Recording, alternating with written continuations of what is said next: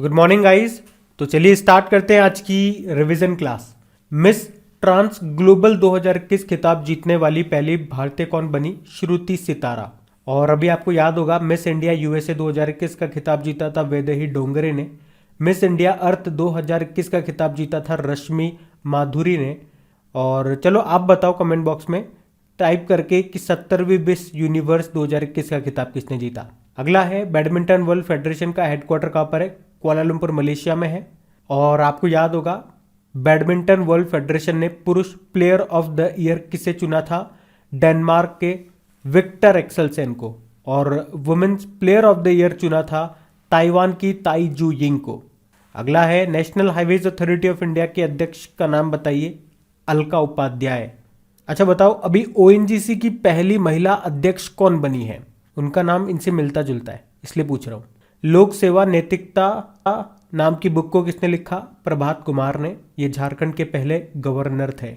भारत की पहली महिला मनोचिकित्सक कौन थी जिनका भी निधन हो गया? Sharda Menon. International Labour Organization का हेडक्वार्टर यह है जेनेवा स्विट्जरलैंड में।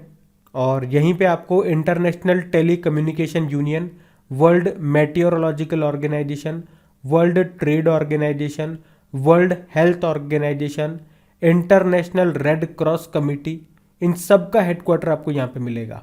और स्विट्जरलैंड की कैपिटल होती है बर्न। करेंसी हो गई स्विस फ्रैंक। अच्छा ज्ञानपीठ पुरस्कार कितनी भाषाओं में दिया जाता है? 23 में। 22 तो आपको पता है संविधान के 8वीं अनुसूची की हो गई और एक अंग्रेजी हो गई। अच्छा ज्ञानपीठ पुरस्कार किस क्षेत्र के लिए दिया जाने वाला सर्वोच्च पुरस्कार है? ये प्रश्न एग्जाम में पूछा जा चुका है। तो आंसर होगा साहित्य। पहली बार 1965 में दिया गया था मलयालम लेखक जी शंकर कुरुप को। ये भी प्रश्न कई बार एग्जाम में आता है। और अभी लेटेस्ट 2021 का मिला कोंकणी लेखक दामोदर मौजो को 57वां। और 2020 का असमिया कवि नीलमणि फूकन को मिला 56वां 56। तो ये नाम भी ध्यान रखना। दुनिया की सबसे उम्र दराज टेस्ट क्रिकेटर का निधन हो गया। उनका नाम इलीन एश था। इंग्लैंड से थी ये। बिम्स्टेक का हेडक्वार्टर कहाँ पर है? ढाका बांग्लादेश में है। बिम्स्टेक मतलब होता है Bay of Bengal Initiative for Multi Sectoral Technical and Economic Cooperation. और बिम्स्टेक में मेंबर कंट्रीज कौन कौन है? बांग्लादेश है, भूटान है, इंडिया है, म्यांमार हो गया, नेपाल, श्रीलंका और थाईलैंड हो गया। बताइए वर्ल्ड मिल्क डे कब मनाया जाता है? 1 जून को। और इसकी थीम रही sustainable in a dairy sector. बताइए वर्ल्ड बाइसिकल डे ये 3 जून को मनाते हैं। वर्ल्ड एनवायरनमेंट डे 5 जून को। क्या थीम थी? री इमेजिन, रिक्रिएट, रीस्टोर। इसमें होस्ट कंट्री था Pakistan. World food safety day विश्व खाद्य सुरक्षा दिवस 7 जून को मनाते हैं। और इसकी थीम रही safe food today for a healthy tomorrow. एक वर्ल्ड फूड डे भी होता है जो 16 अक्टूबर को मनाते हैं और नेशनल फूड डे 24 अक्टूबर को। वर्ल्ड ओशियन डे विश्व महासागर दिवस या 8 जून को मनाया जाता है। थीम क्या रही? The ocean life and livelihoods. वैसे 8 जून को वर्ल्ड ब्रेन ट्यूमर डे भी होता है। और विश्व समुद्री दिवस वर्ल्ड मैरीटाइम डे ये सितंबर के लास्ट थर्सडे को मनाते हैं। और नेशनल मैरीटाइम डे ये 5 अप्रैल को मनाते हैं। विश्व प्रत्यायन दिवस वर्ल्ड एक्रेडिटेशन डे ये होता है 9 जून को। थीम क्या रही? Accreditation supporting the implementation of the sustainable development goals. फिर बाल श्रम के खिलाफ विश्व दिवस world day against child labour ये होता है 12 जून को। थीम रही act now and child labour. अंतर्राष्ट्रीय रंगहीनता जागरूकता दिवस यानी कि इंटरनेशनल एल्बिनिज्म अवेयरनेस डे ये 13 जून को होता है। इसकी क्या थीम थी? Strength beyond all odds. बताओ विश्व रक्तदान दिवस वर्ल्ड ब्लड डोनर डे ये होता है 14 जून को। अब पुराने महीने की करंट अफेयर्स का रिवीजन करेंगे हम। तो बताइए राष्ट्रीय उपभोक्ता अधिकार दिवस कब मनाया जाता है? तो आंसर होगा 24 दिसंबर को। नेशनल कंज्यूमर राइट्स डे बोलेंगे इसे। थीम क्या रही? Tackling plastic pollution. और एक विश्व उपभोक्ता अधिकार दिवस भी होता है जो हम 15 मार्च को मनाते हैं। बताइए ट्रांसजेंडरों के लिए पुलिस में आरक्षण की घोषणा की है अभी कर्नाटक सरकार ने। कितना? 1% आरक्षण दिया जाएगा। और वैसे अगर आपसे पूछा जाए ना कि भारत का पहला ट्रांसजेंडर कम्युनिटी डेस्क कहाँ पे खुला है तो आंसर होगा तेलंगाना में। और international transgender day of visibility मनाया जाता है 31 मार्च को।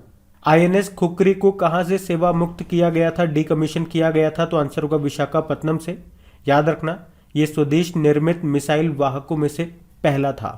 इफ्को टोक्यो जनरल इंश्योरेंस के नए एमडी सीईओ बन गए एच.ओ. सूरी। इफ्को टोक्यो स्थापना होती है सन 2000 में, हेडक्वार्टर है गुरुग्राम में और एमडी सीईओ बन गए एच.ओ. सूरी। एशियाई चैंपियन ट्रॉफी पुरुष हॉकी टूर्नामेंट का खिताब किसने जीता? साउथ कोरिया ने जीता। जापान को हरा के इसमें भारत तीसरे स्थान पर रहा। ये कहाँ पे हुआ था वैसे? बांग्लादेश की कैपिटल ढाका में। South Asian football federation under 19 महिला विमेन्स चैंपियनशिप को किसने जीता? बांग्लादेश ने। किसको हरा करके? भारत को हरा करके। और 2022 में जो वुमेन्स अंडर 18 और under 19 south Asian football federation championship होगी वो भारत में होगी।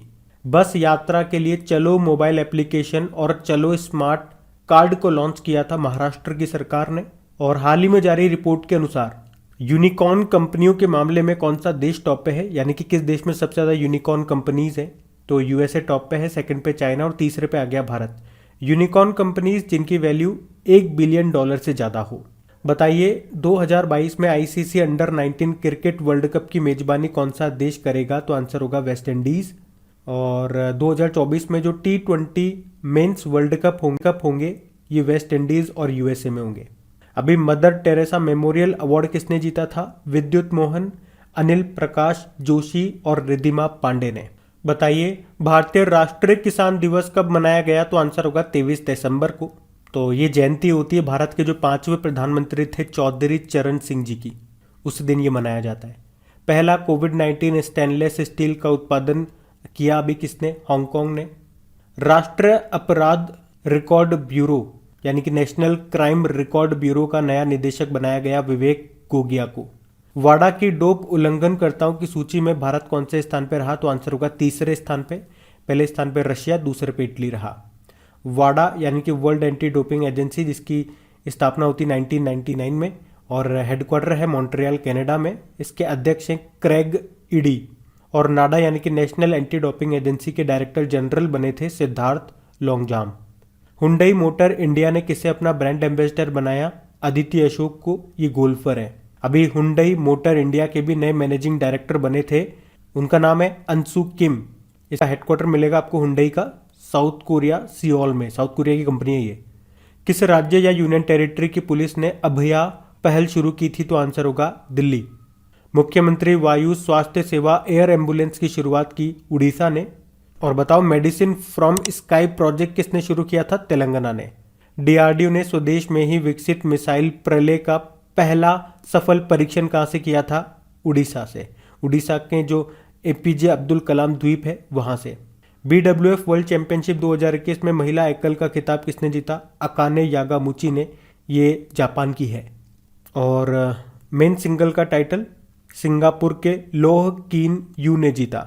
ब्रह्मोस एरोस्पेस के एमडी सीईओ बन गए अतुल दिनकर राणे। अब कल के करंट अफेयर्स को रिवाइज करेंगे। और हाँ गाइस देखिए, आगे बढ़ने से पहले बता दूं कि इस नए साल की 2022 की टॉप 5 इंपॉर्टेंट क्वेश्चन की सीरीज को हम लोगों ने फिर से स्टार्ट किया है। जो पुराने स्टूडेंट्स हैं वो तो इसके बारे में जानते हैं, अगर कोई नए जुड़े हैं तो उनको मैं बता दूं इसमें मैंने वो सारे इंपॉर्टेंट क्वेश्चन रखे हैं जो आपके लेटेस्ट करंट अफेयर्स में बने हुए हैं। और उससे रिलेट करके जैसे कोई भी एक प्रश्न पूछा मैंने आपके करंट अफेयर्स का, उससे रिलेट करके अभी तक जितने भी आपके करंट अफेयर्स में क्वेश्चन बने हुए हैं वो सारे मैंने आपको वहाँ पे डिस्कस किए हैं। और करंट अफेयर्स ही नहीं, उसके साथ अगर कोई स्टैटिक क्वेश्चंस पे आप लिंक कर सकते हैं तो वो भी मैंने वहाँ पे डिस्कस किया है।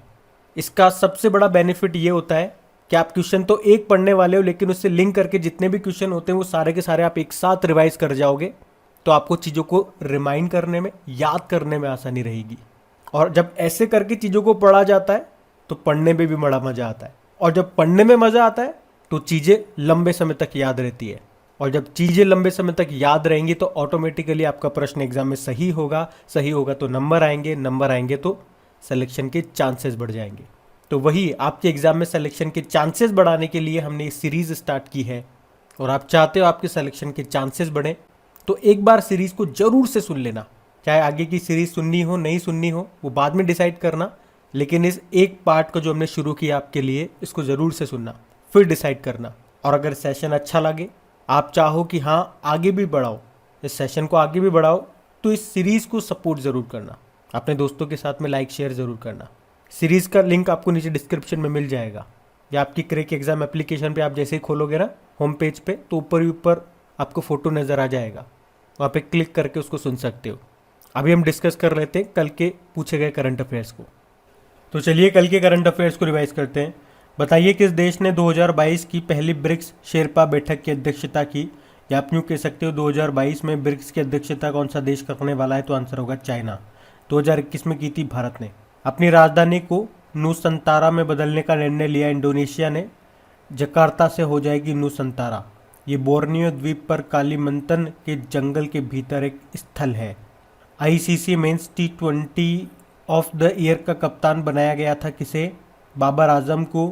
पाकिस्तान के हैं ये, और हमने पढ़ा भी था इस टीम में किसी भी भारतीय पुरुष खिलाड़ी को जगह नहीं मिली है।